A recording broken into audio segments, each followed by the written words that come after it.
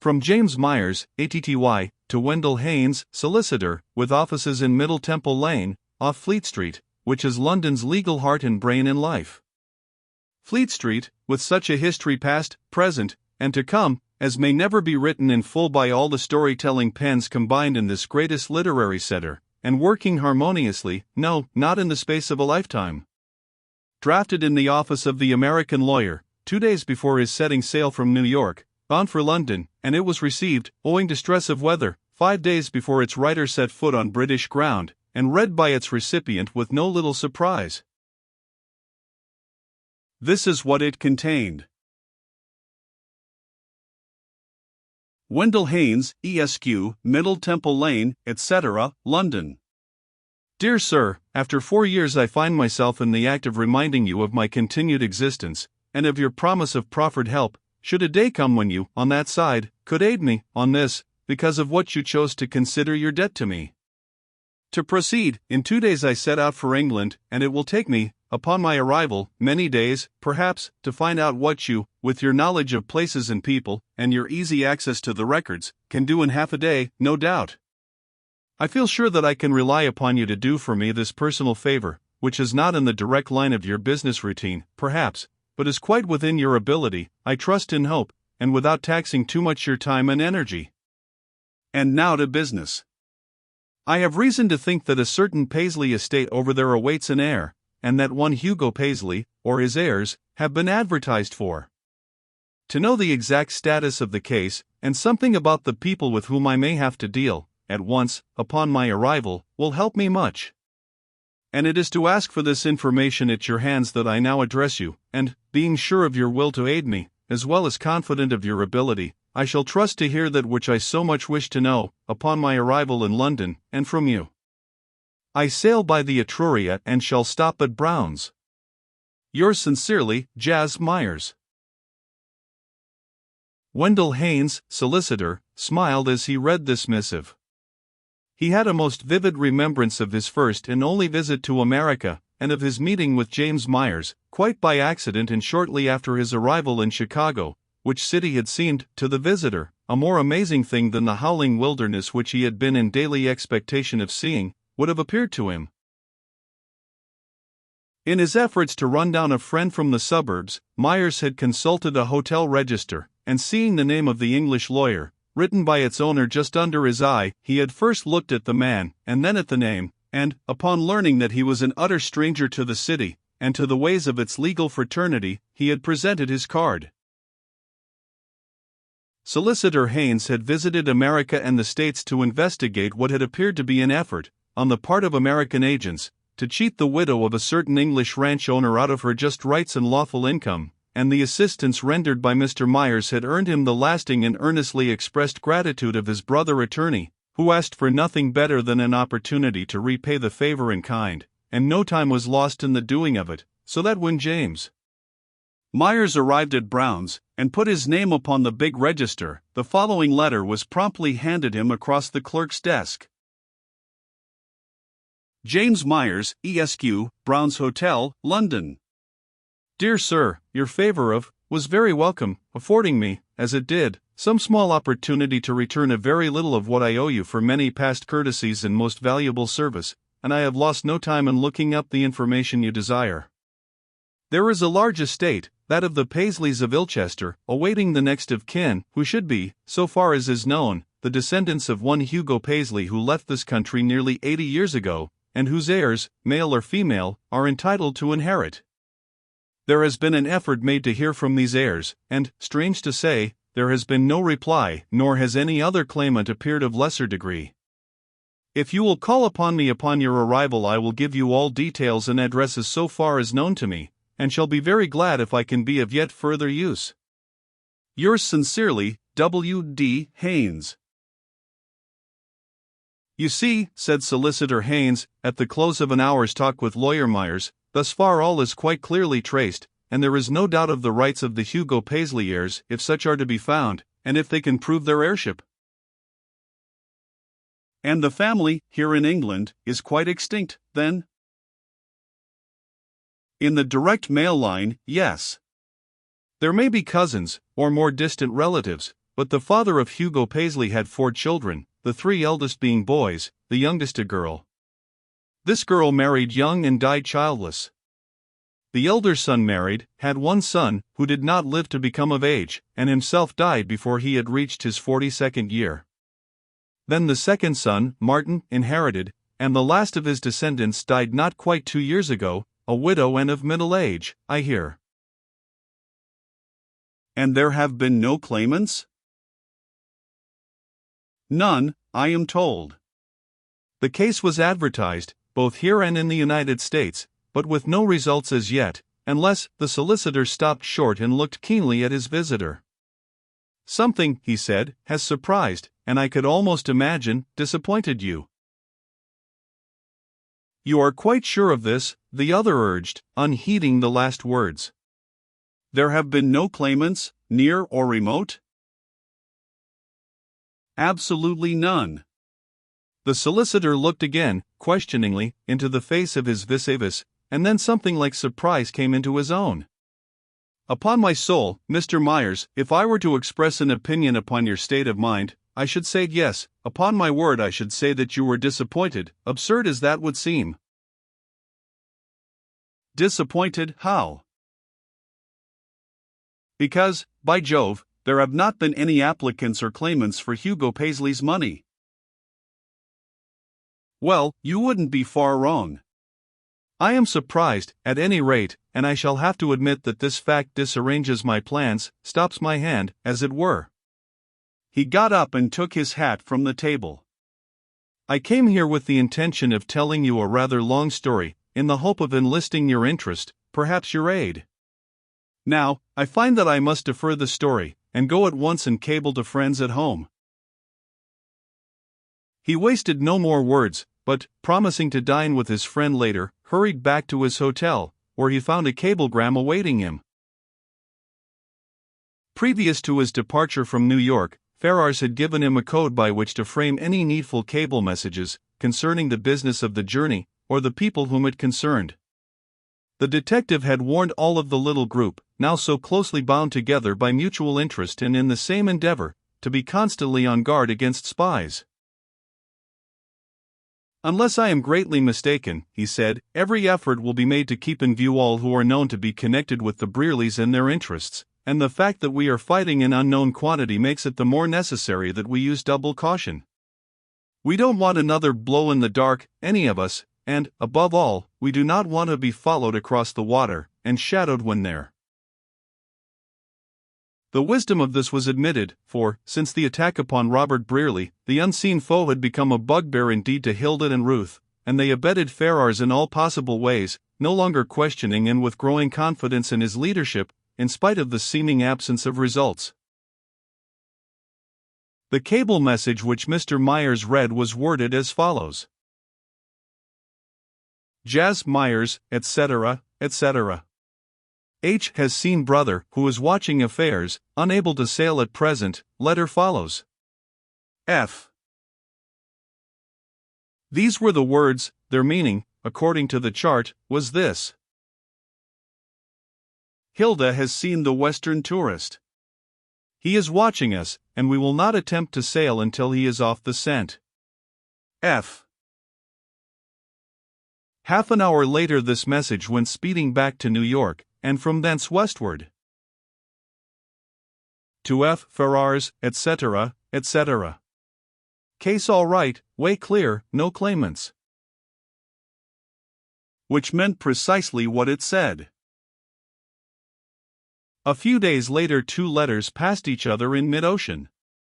The one westward bound read thus. My dear Ferrars, it will not take me long to tell all that I have to tell concerning my mission. As I had anticipated, Mr. Wendell Haynes was more than ready to assist, and had the few facts I now give you already tabulated and awaiting me. Here they are in the order of your written queries. First, the Paisley fortune is no hoax. There is a fine country seat, a factory, a townhouse, and various stocks, bonds, and city investments amounting in all to above $1 million in American dollars. Second, the English Paisleys are quite extinct, and the claim to the whole estate can surely be established by our claimant. Third. And this may change all your plans possibly, and will startle you quite as much as it has me. There has been no effort made by anyone to claim or get possession of the property, and there is no clue to such a person if he, she, or they exist. This balks us. How shall I proceed? Was ever a trail so completely hidden? Mr. Haynes has placed himself, and his knowledge and resources, both being extensive, entirely at our disposal. If you still think well of the advertising plan, wire me. I am idle until I hear from you, and mean to employ myself doing London, which will render my part of the enforced waiting very pleasant. By the by, I omitted to say that there have been but 2 notices published. No unseemly haste, you observe. Awaiting your reply, I am, yours sincerely, Jas. Myers. The letter which passed this midway was from Ferrars, and contained some information. Dear Sir and Friend, it began, this finds us all in the city, the ladies at the flats, and myself in the old quarters, with which you have lately grown familiar. I fancied that we were quite snugly placed and could pass our period of waiting your summons with some ease of mind. Your house, which looks as untenanted and forbidding as possible, has been viewed, your caretaker says, by a party who, from the description, I take to be the man whom we have termed the Westerner, and who was seen for a day or 2 in Glenville. But I have been rudely aroused from my comfortable sense of security.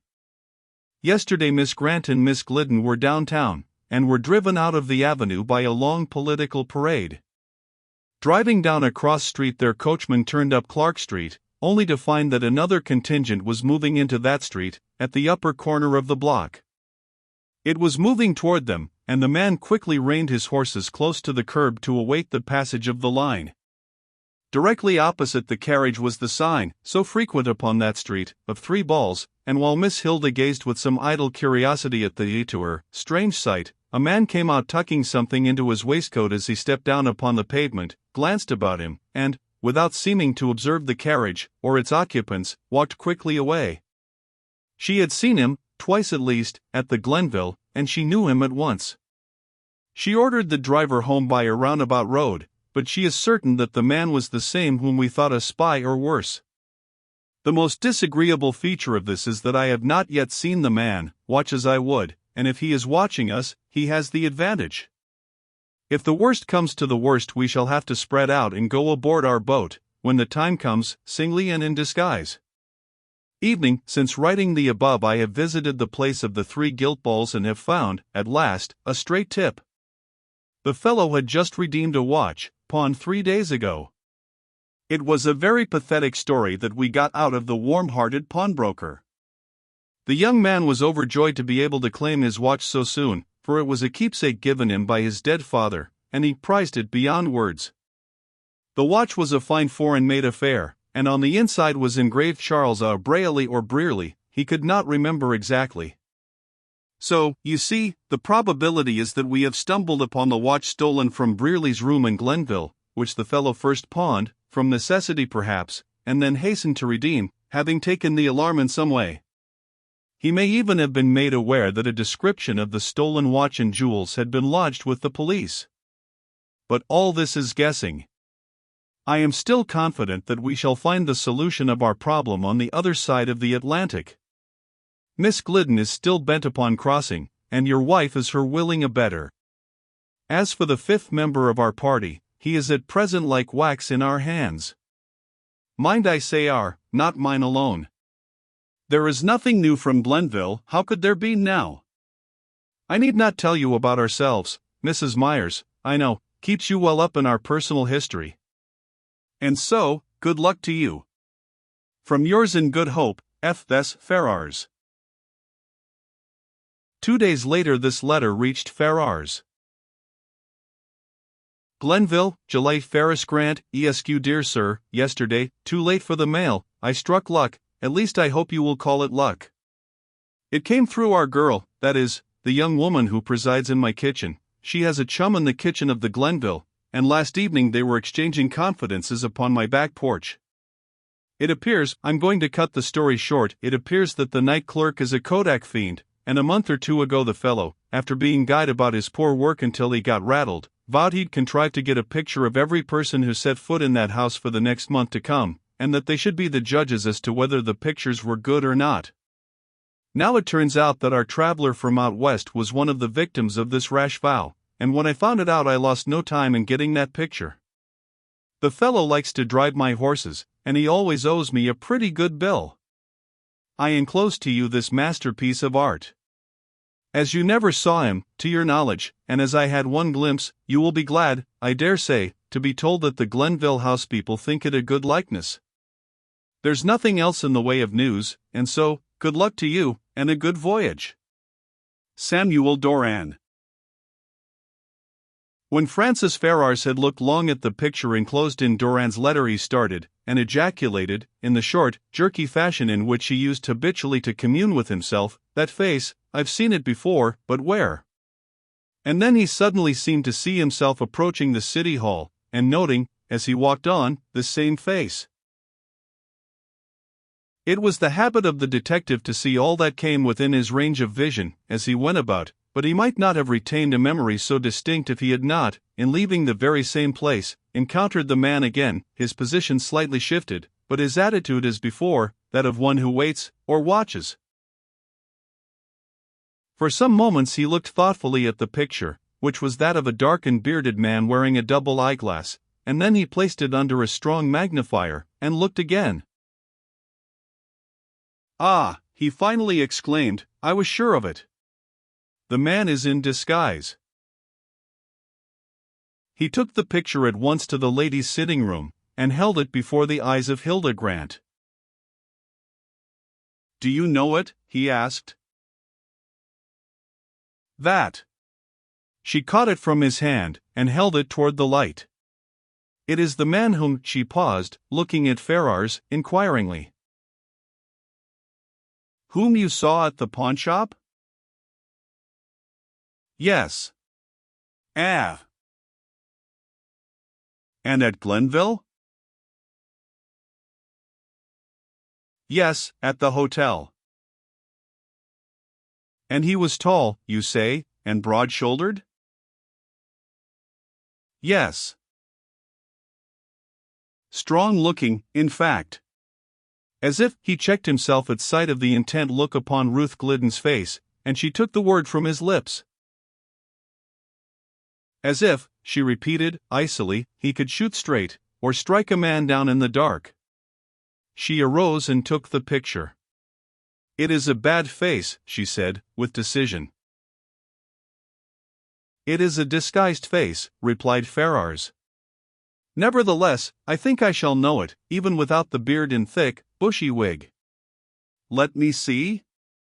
He took a piece of paper and a pencil, and placing the photograph before him, began to sketch in the head, working from the nose, mouth, eyes and facial outlines outward, and drawing, instead of the thick, pointed beard, a thin-lipped mouth and smooth chin.